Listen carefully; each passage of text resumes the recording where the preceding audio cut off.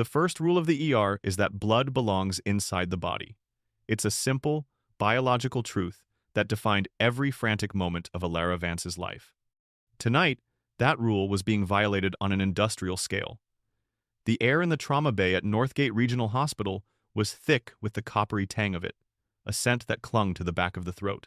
Ellie, as she was known to everyone, moved through the chaos with an economy of motion that bordered on unnerving. At 34, she still possessed the ramrod posture of her past life, a decade removed but never forgotten. While other nurses skittered between gurneys, their movements frayed by adrenaline, Ellie's were precise, efficient, a straight line from problem to solution. She was a calming anchor in the storm of beeping monitors, shouted orders, and the quiet, desperate whimpers of the injured. Gunshot wound, chest, entry and exit. Get him to Trauma 1. Dr. Ben Carter, the ER's grizzled commander-in-chief, barked as another gurney clattered through the automatic doors. Ellie was already there, her gloved hands finding the patient's wrist, her eyes scanning the vitals on the paramedic's tablet. BP is 80/50 and dropping. Let's get 2 wide-bore IVs in him now. Brenda, Page Surgery, tell them we're coming up.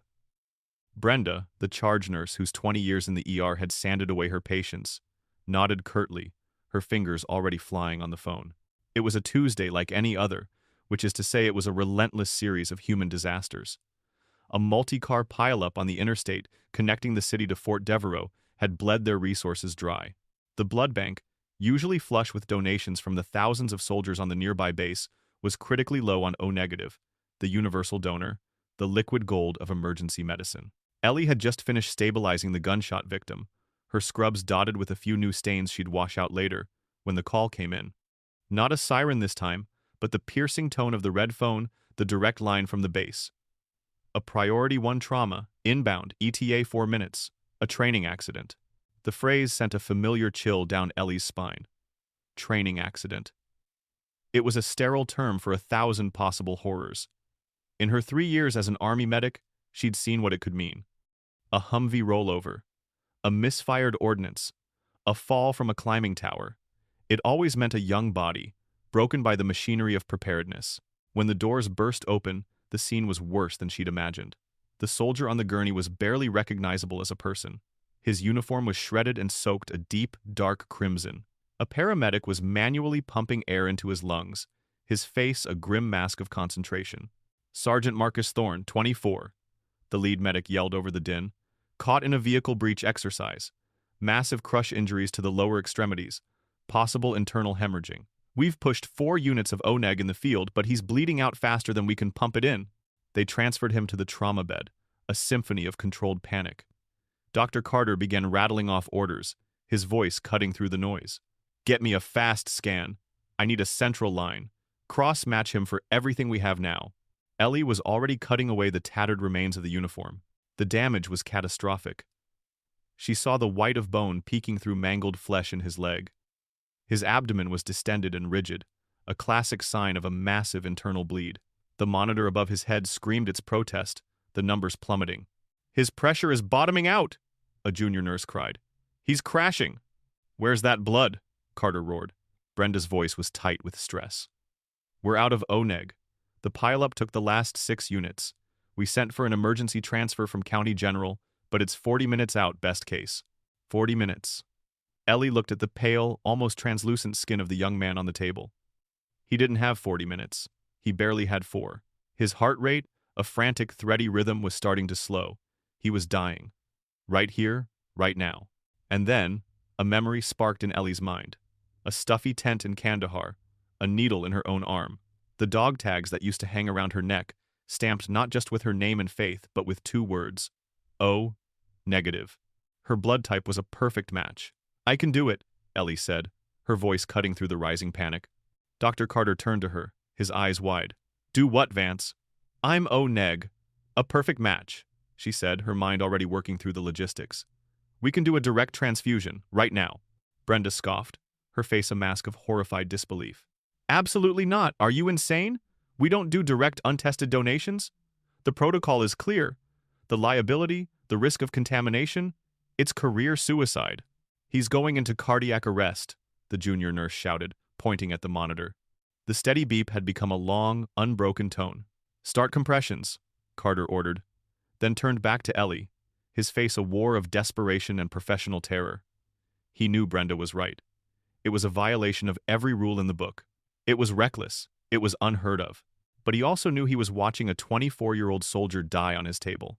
Ellie met his gaze, her own eyes steady and fierce. There was no question in them, only resolve. In the army, they called it the doctrine of necessity. When the rules would get you killed, you did what you had to do to survive. To get your people home. This young man was one of her people. Dr. Carter's decision was made in a fraction of a second. He gave a sharp, almost imperceptible nod. To hell with the rules. Do it, Vance. Now. Brenda looked as if she might faint. Doctor, I am noting my official objection. Note whatever you want, Brenda, Carter snapped, pushing her aside. Get a gurney. Get a transfusion kit. Move. The next 2 minutes were a blur of focused activity. They wheeled a gurney next to Sergeant Thorne's bed. While another doctor continued CPR, Ellie lay down, extending her left arm. She didn't flinch as the thick-gauge needle slid into the crook of her elbow. She watched, detached, as her own dark red blood began to flow through the clear plastic tubing, a lifeline snaking from her body to his. She could feel the slight tug, the subtle draining sensation. She looked at the sergeant's ashen face, his eyelids fluttering weakly. A kid. Just a kid. She closed her eyes and focused on a single thought. Live. Just live. They pushed epinephrine, shocked him once, twice, and then, as her own life force mingled with his, a flicker on the monitor. A weak, tentative beep. Then another. A ragged, struggling rhythm returned. We have a pulse, someone shouted. A collective, ragged breath of relief filled the room.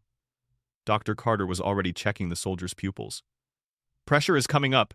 It's weak, but it's there. Get him to the oar, now. As they wheeled Sergeant Thorne's gurney away, a weary but triumphant Dr. Carter paused beside Ellie. He placed a hand on her shoulder, his grip firm. You just saved that boy's life, Vance. Don't you ever forget that. Ellie just nodded, a wave of lightheadedness washing over her. As the adrenaline began to fade, replaced by a deep, bone-weary exhaustion, she allowed herself a small, fragile moment of pride. She had broken the rules, yes, but the first rule of the ER, the one that truly mattered, was that you do whatever it takes to keep the blood inside the body, and tonight she had.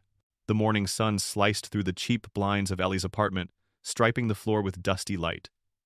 The world outside felt muffled, distant.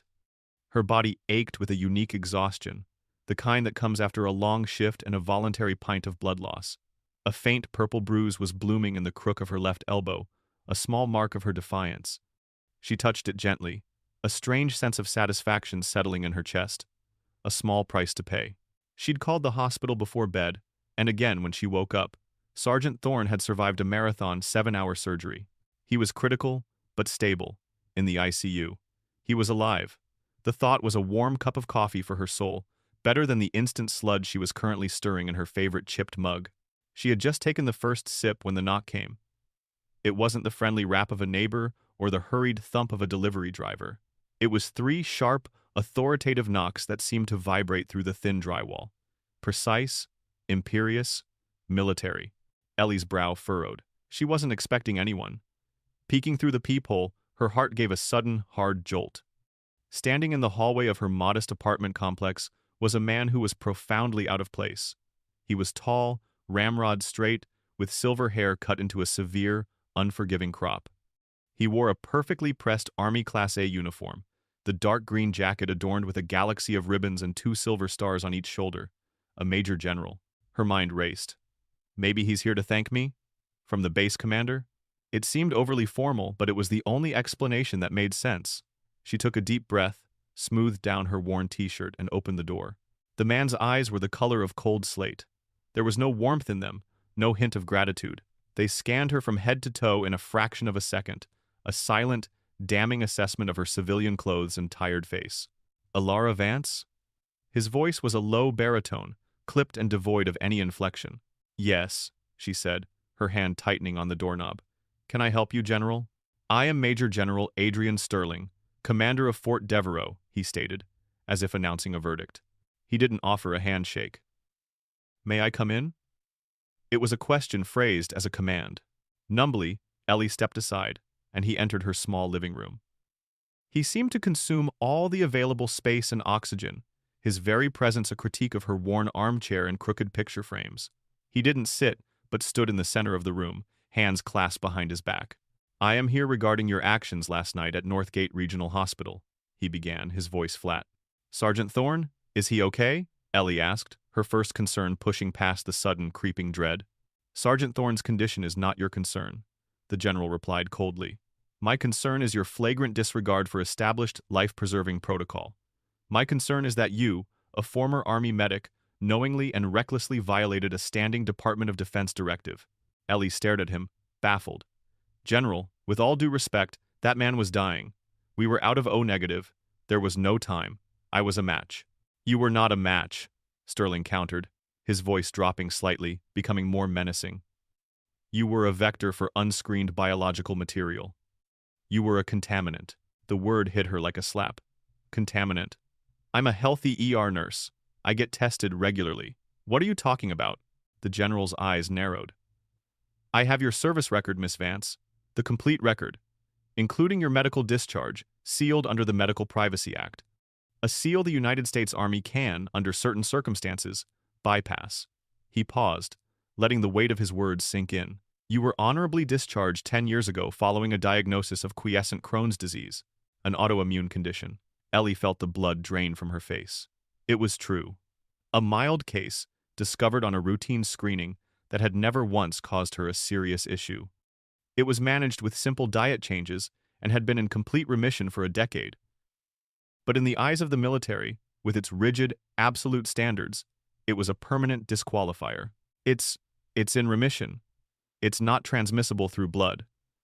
"That's a medical fact," she stammered, her voice barely a whisper. "That is a medical opinion," Sterling corrected her, his tone sharp as broken glass. "It is not, however, a regulatory fact. Department of Defense Regulation 4562, paragraph 7, is unequivocal.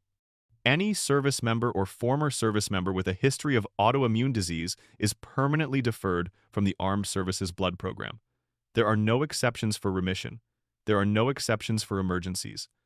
The regulation exists to protect the force from unforeseen complications and long-term sequelae. It is absolute." He took a step closer, his shadow falling over her. "You did not save a soldier last night, Miss Vance. You introduced an unacceptable variable into a military asset. You compromised the integrity of a United States soldier. As a result, a formal investigation has been launched by my office, in conjunction with the hospital's board. You are to have no contact, direct or indirect, with Sergeant Thorne or any member of his family. You will be contacted by my legal staff. Your career, as I understand it, is now under review." He finished speaking. The silence that followed was heavy and absolute. Ellie could only stare at him, her mind reeling. The pride she had felt just minutes before had curdled into a cold, sickening horror. This man wasn't here to give her a medal. He was here to crucify her on a cross of bureaucratic fine print. Without another word, General Sterling turned on his heel, his polished shoes making no sound on her cheap linoleum floor. He opened the door and was gone, leaving Ellie standing alone in her living room, the smell of his starched uniform and cold fury lingering in the air. The bruise on her arm suddenly began to throb, no longer a mark of heroism, but a brand of guilt. The general's visit was just the opening salvo. The institutional artillery barrage began less than 2 hours later with a call from the hospital. Mr. Davies, the hospital administrator, wanted to see her, immediately. His tone was not friendly. Ellie drove to the hospital in a daze, the general's words echoing in her head. Contaminant. Unacceptable variable. Military asset. He hadn't spoken of Sergeant Thorne as a human being, a young man whose life had been saved, but as a piece of equipment that she had damaged. Mr. Davies' office was on the top floor, a world of plush carpets, polished mahogany, and panoramic views of the city. It was a place far removed from the blood and chaos of the ER. Davies himself was a man who seemed permanently uncomfortable in his own expensive suit. He had soft hands that had never held a suture, and his face was already slick with a nervous sweat when Ellie walked in.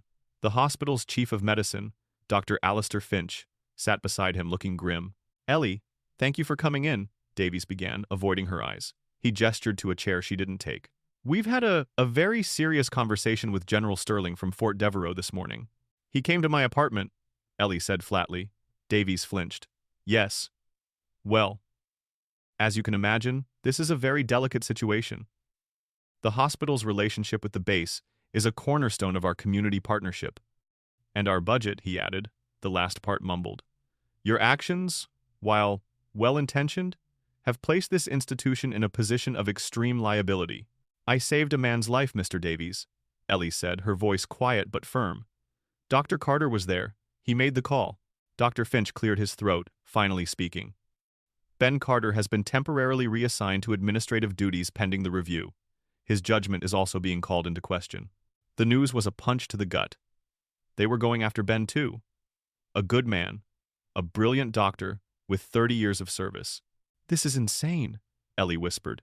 You were all celebrating last night. You called it a miracle. Last night we were operating on incomplete information, Davies said, his voice gaining a slippery corporate firmness. We were not aware of your medical history, a history which, under the terms of our contract with the DoD, should have immediately disqualified you from any interaction with military personnel as a biological donor. You broke not only hospital protocol but federal military regulations. It's a non-issue. My doctor can attest. It is not a non-issue, Davies snapped, his composure finally cracking. He stood up, pacing behind his desk. It is a multi-million-dollar contractual breach. General Sterling is talking about revoking our trauma. One status for the base. Do you have any idea what that would do to us? He stopped and looked at her, his expression now cold and hard. Effective immediately, Alara Vance. You are suspended without pay, pending the outcome of the formal investigation. You are to turn in your ID badge and any hospital property. You are not to set foot on these premises until this matter is resolved. Is that clear? She was being cast out, thrown to the wolves to save a contract. The betrayal was so profound it left her speechless. She simply nodded, placed her badge on the polished surface of his desk, and walked out without another word. Her walk of shame through the hospital was excruciating. The ER, her sanctuary, now felt like enemy territory. Whispers followed her down the hall. Colleagues who had slapped her on the back 12 hours ago now found fascinating points of interest on the ceiling or the floor as she passed. The grapevine had already been at work. She wasn't a hero anymore. She was a problem. Brenda, the charge nurse, was standing at the nurse's station, a look of smug vindication on her face. I told you, Ellie, she said, her voice low enough that only Ellie could hear. Protocol is there for a reason. You play with fire, you get burned. Ellie didn't have the energy to respond. She just kept walking until the automatic doors slid open and she was outside in the glaring sunlight, unemployed and utterly alone. Her isolation was solidified the next day. She was summoned not to the hospital, but to a sterile, anonymous office building downtown. Waiting for her was Major Daniel Kent, a lawyer from the Judge Advocate General's Corps. He was young, sharp, and had the predatory stillness of a barracuda. He offered her a bottle of water, a gesture of civility that felt more like a threat. The interview, he called it. It was an interrogation. For 3 hours, he picked apart her life, her career, her decision. His questions were a minefield. So, Miss Vance, you were aware of your medical condition when you decided to proceed with the transfusion?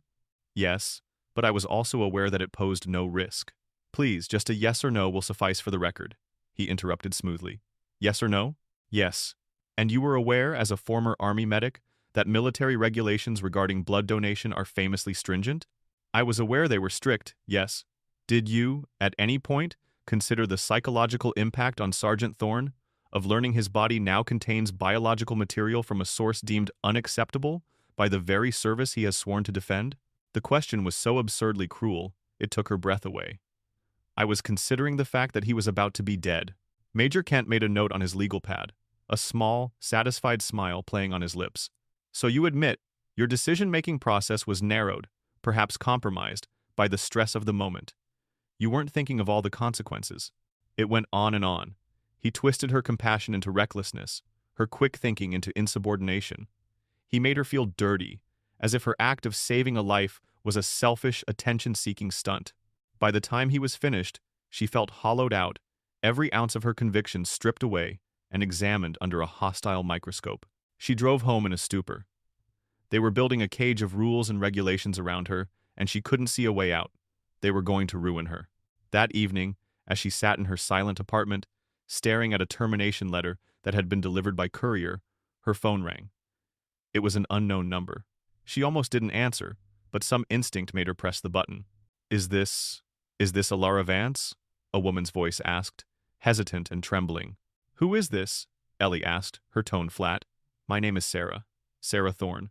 I'm Marcus's wife. Ellie's heart seized. She remembered the general's order. No contact. I'm not supposed to talk to you. Please, the woman sobbed, a sound of pure, desperate gratitude. Please, don't hang up. I got your number from one of the other nurses, a friend. I had to call you. The doctors, they told me what you did. They said he wouldn't be here if it weren't for you. He's alive because of you. Ellie squeezed her eyes shut, a tear finally breaking free and tracing a hot path down her cheek. He's my whole life, Sarah Thorne whispered through her tears. You gave me my whole life back. They can say whatever they want, but to us, you're a hero. You're our angel. The words were a lifeline thrown into a dark, churning sea. They didn't fix her suspension or negate the threat of legal action. They didn't erase the coldness in the general's eyes or the contempt in Brenda's voice, but they reminded her of the truth. She had saved a man, a husband, a son, a soldier, and in the face of the institutional storm gathering around her, that one, simple, human fact was the only thing she had left to cling to. The day of the hearing arrived with a cold, gray drizzle that mirrored the landscape of Ellie's soul. It wasn't a trial, they had been careful to explain. It was a joint disciplinary review, a sterile corporate term for what felt like an execution. The venue was a top-floor conference room at the hospital, the same one with the panoramic views, but today the city was shrouded in fog. It felt appropriate. Ellie had spent the last week in a state of suspended animation, poring over nursing regulations and military codes until her eyes burned. She couldn't afford a lawyer, not one who could stand up to the combined might of a hospital and the U.S. Army. Her only advocate was Dr. Ben Carter, who, despite his own precarious position, had refused to abandon her. He sat beside her now, his face etched with a weary resolve, a folder of medical ethics papers resting on his lap. Across the long, polished table sat the judges. General Adrian Sterling was in the center, a monolith in his dress uniform, his face an unreadable granite slab. To his right was Mr. Davies, the hospital administrator, looking even more weaselly than before, flanked by a sharp-suited woman who was clearly the hospital's legal counsel. To the general's left sat Major Kent, the JAG lawyer, a thin, predatory smile on his face, and another high-ranking officer Ellie didn't recognize. It wasn't a panel, it was a firing squad. The proceedings began with the hospital's lawyer laying out their case. She spoke in a calm, lethal monotone, building a narrative of a rogue nurse whose emotional instability led her to endanger a patient. She used phrases like unprecedented breach of sterile field protocols and introduction of unvetted biologics. She painted Ellie's act of desperation as a reckless gamble that could have resulted in anaphylactic shock, graft versus host disease, or the transmission of latent pathogens. Miss Vance, the lawyer concluded, turning to face her directly, arrogated to herself the right to make a decision that was not hers to make. She placed her own judgment above decades of established medical and legal precedent. She placed this hospital and the life of Sergeant Thorne at unacceptable risk. Then, it was Major Kent's turn. He was even more chilling. He didn't focus on the medical risk, but on the violation of a sacred trust. He argued that military readiness depended on absolute adherence to standards. Every soldier is a vital component of a larger system, Major Kent said, his voice ringing with rehearsed gravity. That system is protected by layers of regulations designed to ensure its integrity. Miss Vance, with her concealed medical history, did not just break a rule. She punched a hole in the armor that protects our entire fighting force. She treated a soldier of the United States Army as her personal science experiment. Dr. Carter tried to interject. This is a gross mischaracterization. We're talking about the doctrine of necessity. In an emergency, when a life is on the line, a physician or a nurse has a moral and ethical duty to act. General Sterling held up a hand, and the room fell silent. Dr. Carter, your moral outrage is noted. It is also irrelevant. We are here to discuss the violation of established, non-negotiable directives, not your personal ethical philosophy. The dismissal was so total, so contemptuous, that it left Dr. Carter speechless. Finally, the general himself spoke. He rose slowly, his presence commanding the room. He didn't look at Ellie at first. He addressed the panel as if she were a specimen under glass. "There is a concept in the military called good order and discipline," he began, his voice a low rumble. "It is the foundation upon which everything else is built. It means that rules are not suggestions. Standards are not guidelines. They are absolutes. Because the moment we allow individual sentiment to override established procedure, the entire structure begins to collapse." He turned his cold, slate-gray eyes on Ellie. "The life of one soldier is precious, but the integrity of the force, the system that protects millions, is paramount. We cannot and will not condone actions that threaten that integrity, no matter how well-intentioned. What you call heroism, Miss Vance, I call a profound threat to good order and discipline. The belief that one person can place themselves above the rules is a contagion more dangerous than any disease. The integrity of the uniform and the standards that protect it are more important than any single life." The statement hung in the air, monstrous in its cold logic. It was the perfect, unassailable argument of a bureaucracy that had forgotten its own humanity. When it was her turn to speak, Ellie's hands were trembling. Her throat was dry. She looked at the faces across the table, unyielding, judgmental, convinced of their own righteousness. She knew then that no argument she made would sway them. They weren't there to listen, they were there to pass sentence. Still, she had to try. She pushed her prepared notes aside. The legalistic arguments Dr. Carter had helped her craft suddenly feeling hollow and useless. She decided to speak the only truth she had left. She stood up, her voice shaking at first, but gaining strength as she spoke. "I'm not a lawyer or a general," she began, her eyes finding Sterling's. "I'm a nurse. My job is to save lives. It's all I've ever wanted to do. From the time I was a medic in a dusty field hospital to last Tuesday in the ER, you speak of regulations and directives. I speak of the sound a heart monitor makes when it flatlines. You talk about unacceptable variables. I talk about a 24-year-old man whose blood was spilling onto the floor faster than we could replace it. You talk about the integrity of the uniform."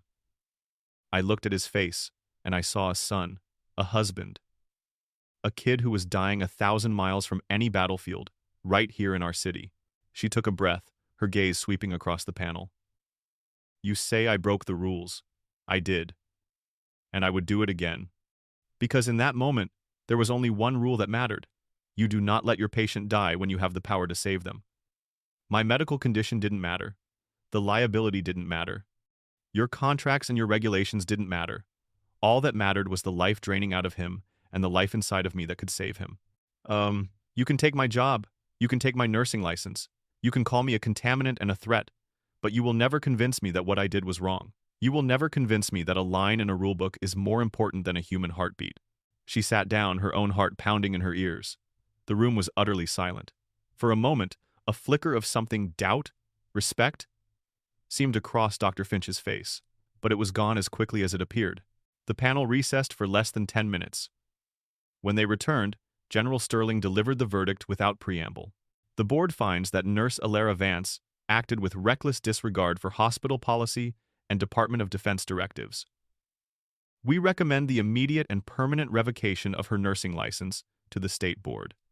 Her employment with Northgate Regional is terminated, effective immediately. Furthermore, we will be forwarding our findings to the District Attorney's Office for review of potential criminal charges, including reckless endangerment. The words were like hammer blows. Fired. License revoked. Criminal charges. They had done it. They had destroyed her. Ellie felt Dr. Carter's hand on her arm, but she barely registered it. She looked at General Sterling, at Mr. Davies, at Major Kent. There was no triumph in their eyes, no glee, just the flat, detached satisfaction of a problem being efficiently, ruthlessly neutralized. She walked out of that room a different person.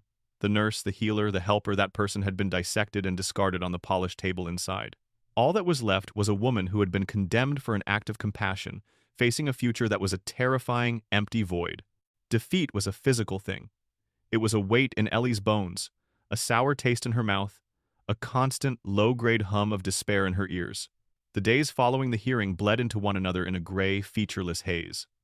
She spent hours on her couch, staring at the television without seeing it, the termination letter and a notice from the state nursing board sitting on her coffee table like twin tombstones for her career. The GoFundMe she'd half-heartedly started for legal fees had a pitiful $75 in it, mostly from her aunt. Hope was a foreign country she couldn't afford a ticket to. The spark, when it came, wasn't from her. It came from the very people she'd been forbidden to contact. Sarah Thorne had been true to her word. She and her family were not the type to accept injustice quietly. Marcus, now conscious and recovering, had been livid when he learned what had happened to the woman who saved him. His father, a retired union foreman with a bulldog's tenacity, started making calls. He wasn't interested in talking to lawyers or generals. He called the press. Specifically, he called Ben Russo, an investigative journalist for the Metro Chronicle. Russo was a local legend, a cynical, ink-stained veteran of city politics and corporate corruption. He'd made his name taking on powerful people, and he had a particular distaste for the kind of self-serving bureaucracy that chewed up ordinary citizens. As a former Marine who'd seen his share of institutional nonsense, the story of a nurse being crucified for saving a soldier resonated with him on a primal level. He showed up at Ellie's door 2 days after the hearing, unannounced. He was older than she expected, with a tired face, a rumpled trench coat, and the kind of observant, intelligent eyes that missed nothing. "Miss Vance? Ben Russo? Metro Chronicle?" he said, holding up his press pass. "The Thorne family suggested I talk to you. You got a minute?" Ellie's first instinct was to slam the door. "I have nothing to say." The hearing had beaten the fight out of her. All she wanted was to be left alone in her misery. "Look, I get it," Russo said, his voice surprisingly gentle. He didn't try to push his way in. "You got run over by a freight train. You think if you just lie still, maybe it won't back up over you again. But that's not how these guys work. They're counting on your silence. Your silence is their victory." "What do you want me to do?" Ellie asked, her voice cracking. "They have the army. They have the hospital. They have lawyers. I have nothing." "You have the truth," Russo said simply. "And right now, the truth is a weapon they're not expecting you to use. Let me tell your story, Miss Vance. The real story. Not the version that was written in that conference room." She hesitated, the ingrained fear of making things worse warring with a tiny, flickering ember of defiance. She thought of General Sterling's cold pronouncement that his rules were more important than a life. She thought of Mr. Davies' spineless betrayal. She thought of Sarah Thorne's tearful gratitude. "They told me not to talk to anyone," she whispered. "Good," Russo said with a grim smile. "That's how I know it's a story worth telling." She let him in. For the next 3 hours, Ellie talked. She told him everything, from the chaotic moments in the ER to the chilling finality of the verdict. Russo barely took notes, simply listening, his probing questions gently guiding her through the narrative. He wasn't just gathering facts, he was excavating the injustice. When she was finished, her voice hoarse and her eyes red, he just nodded slowly. "Okay," he said. "They picked a fight with the wrong woman." The article went live on the Chronicle's website the next evening. Russo hadn't buried the lead. The headline was a cannon shot across the bow of the establishment. "Hero nurse who saved soldier's life faces prison as military sites obscure regulation." It was a masterclass in journalistic storytelling. Russo laid out the facts in stark, undeniable detail.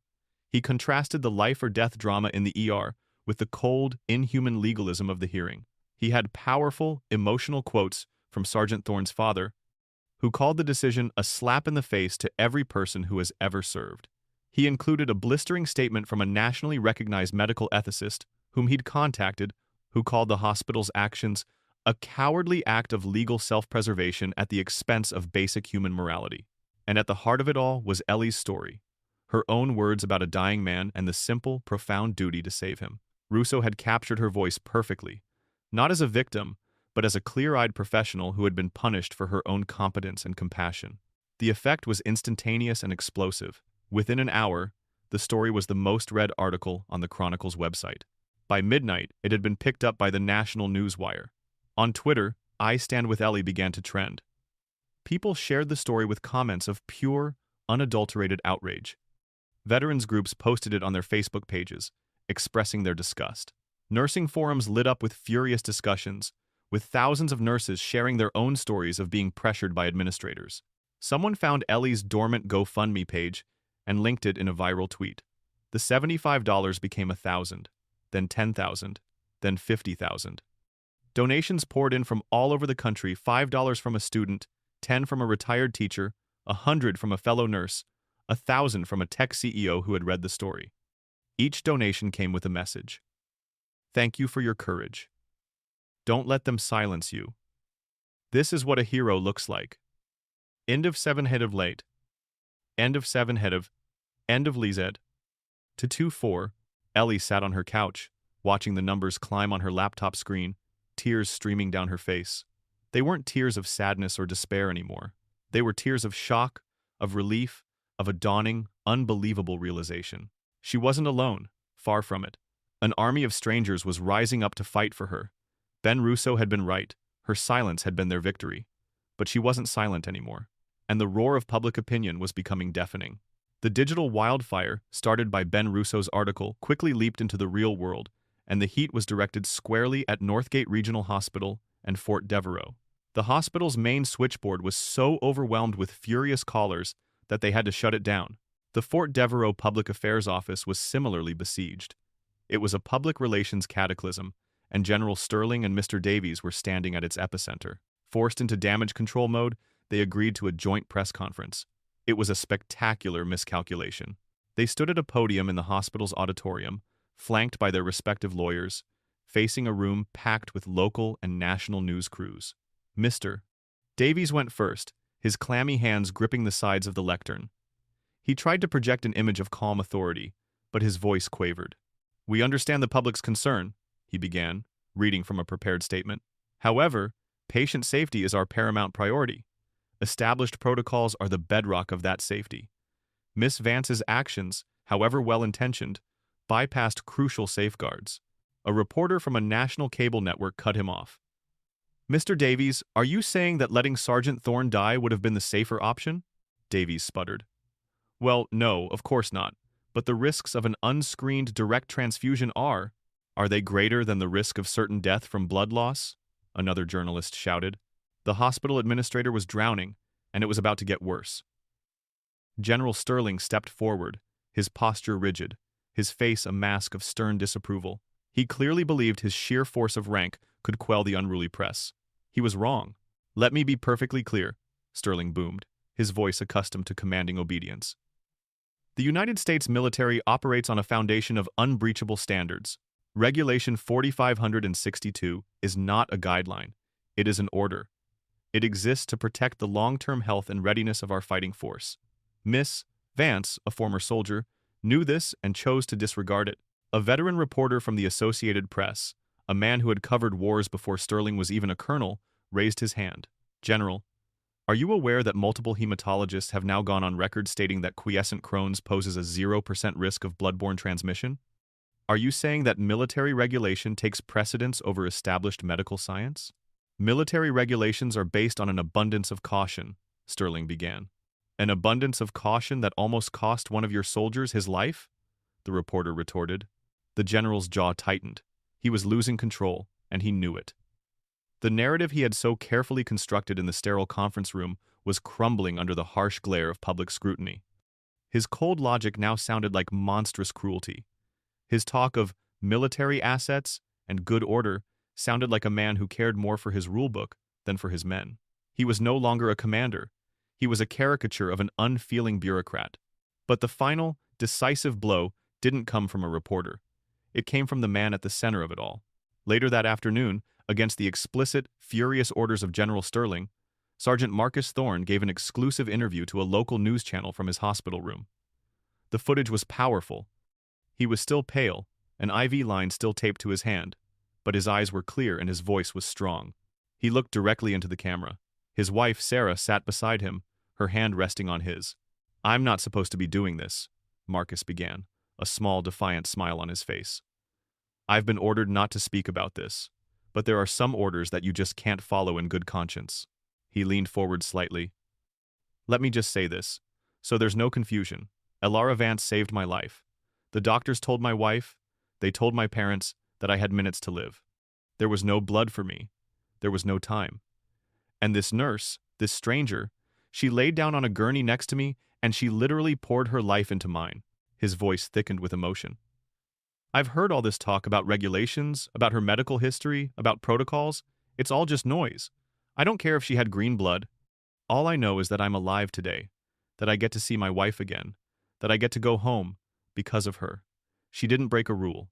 She performed a miracle." He looked down for a moment, Gathering himself, then his eyes found the camera again, and they were flashing with anger. And to find out that she's been fired for it? That they're trying to take her license? To ruin her life? It's a disgrace. It's an insult to everything we're supposed to stand for. She is not a criminal. She is an American hero. Period. And anyone who says otherwise has forgotten what that word even means. That interview was the checkmate. It was unimpeachable. The living, breathing proof of Ellie's heroism was on every television screen in the country, calling the actions of his own commanding officer a disgrace. The system, which had seemed so monolithic and invincible, cracked under the pressure. The story was no longer just a local injustice. It was a national scandal. Phones began ringing at the Pentagon. Congressmen started demanding answers. The narrative was out of Sterling's control. The court of public opinion had reached its verdict, and it was unanimous. Within 24 hours, the official statements began to roll in. The Pentagon announced that General Adrian Sterling was being reassigned pending a full review of his command's handling of the matter, the classic military euphemism for being sent to a basement office in Alaska. The board of directors of Northgate Regional Hospital held an emergency meeting and announced that Mr. Sachin Adder Davies had resigned to pursue other opportunities. The district attorney's office, which had been flooded with tens of thousands of angry emails, released a terse, one-sentence statement. After a review of the facts, we will not be pursuing any charges against Miss Alara Vance. The walls that had closed in on Ellie had been torn down by a battering ram of public outrage. Vindication didn't arrive like a thunderclap, but like the slow, quiet dawn after a long and violent storm. First came the official notices, dry and bureaucratic, yet each one felt like a shackle being struck from her wrists. A certified letter from the district attorney's office formally confirmed they were dropping the case. Then came a thick envelope from the state nursing board. Ellie opened it with trembling hands. Inside, a letter informed her that, following an expedited review of the unprecedented circumstances, the complaint against her had been dismissed. They were not only reinstating her license but issuing a formal commendation for extraordinary and life-saving actions under extreme duress. Tucked behind the letter was a new, laminated nursing license. Her name printed in crisp, clean type.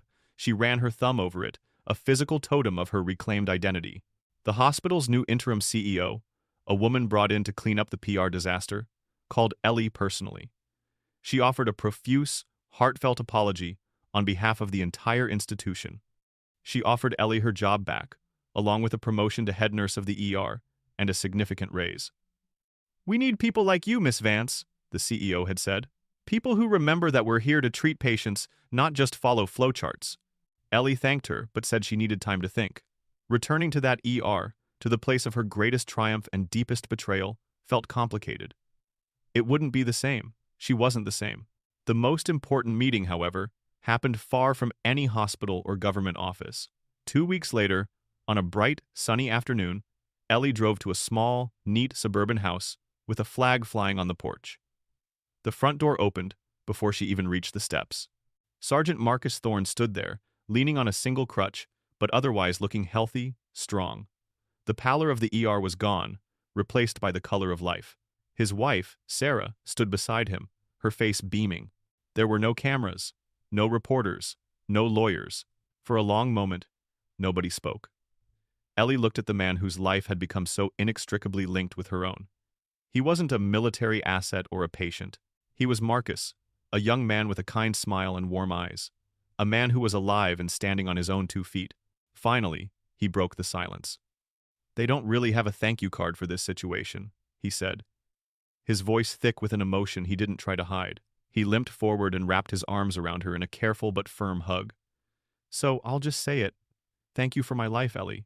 Ellie hugged him back, squeezing her eyes shut as the last of the tension and fear she'd been carrying for weeks finally melted away.